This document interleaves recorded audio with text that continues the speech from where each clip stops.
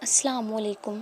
یا اللہ، دل اور زبان کے درمیان لٹکی تمام دعائیں تیرے علم میں ہیں، انہیں آسان فرما، ان کا انتظام فرما، اپنے آسانی کے خوبصورت انداز کے ساتھ اور اپنی تدبیر کی خوبصورتی کے ساتھ، آمین۔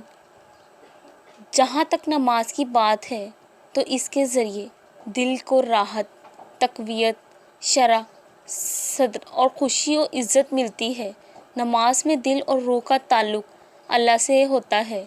اس کے ذکر، مناجات اور اس کے در پر جانے اور اس کی بندگی میں اپنے پورے بدن کو لگا دینے میں، جس میں کہ ہر عضو کام کرتا ہے، جو کیفیت و سرور ہے وہ بیان سے باہر ہے۔